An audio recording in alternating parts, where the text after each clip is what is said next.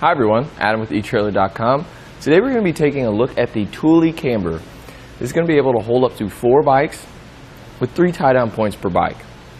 You're going to have 2 here on your top post. It is a zip tie style strap, along with this anti-sway cradle here at the bottom. And what that anti-sway cradle is going to do, it's going to limit that bike-to-bike contact that you get when you're going down the road. It's fairly simple to take this bike off the rack, and I'm going to show you how to do that right now. You just press in this little tab and fish those straps through.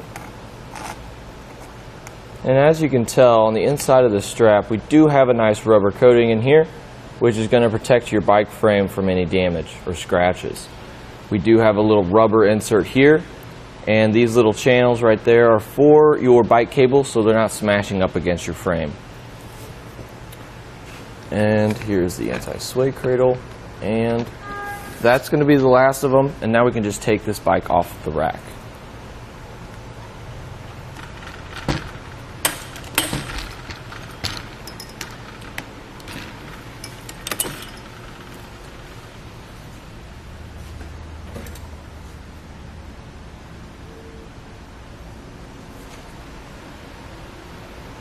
I always just try to replace these straps when I'm not using them, just so they're not flailing away in the wind when you're going down the road. It's just personal preference. You really don't have to. Just something I like to do.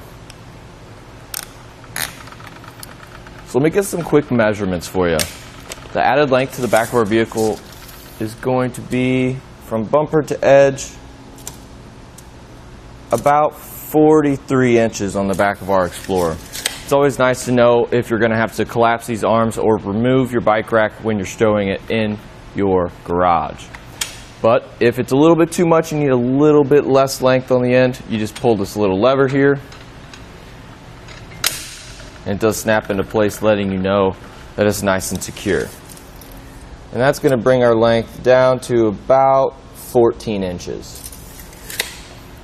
There is another lever down at the bottom here, and what this is going to do, it's going to allow you to access your hatch with this bike rack installed. You just got to pull it up, lean it back, and then you can access anything that's in your hatch. It could be a couple helmets, backpack, maybe a couple lunches, whatever it may be. You won't have any issues accessing that with this hitch installed. When you're done, you just lift it back up into place, and it will snap to let you know it's nice and secure. One of the important measurements that you might want to know is the closest point to your hatch. I was going to say probably this point right here to the Explorer sign. It's about 7 inches. Plenty of room, and as you can see, there isn't any play, so it really isn't going to make any contact with that back hatch. One last measurement I'm going to give you is the ground clearance here. This bottom point right there is about 13 3/4 inches from the ground. That's plenty of room. You won't really have to worry about this bottoming out on a steep driveway or any parking lot bumps that you might come into contact with. This is a 2-inch shank, and this little sleeve here is going to make it compatible with any 2-inch hitch receiver. You can actually remove this sleeve, making it compatible with any 1.25-inch hitch as well.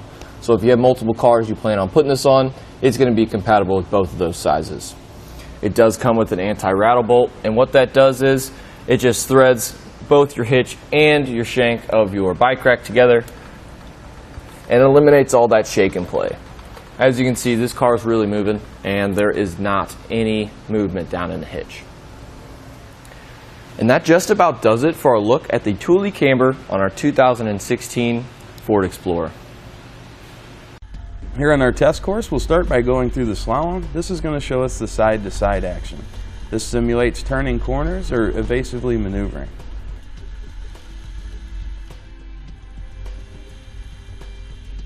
Once we get to the alternating speed bumps, we'll see the twisting action. This will simulate hitting a curb or pothole or driving over uneven pavement. Once we get to the full speed bumps, we'll see the up and down action. This will be just like driving in and out of a parking lot, parking garage, or driveway.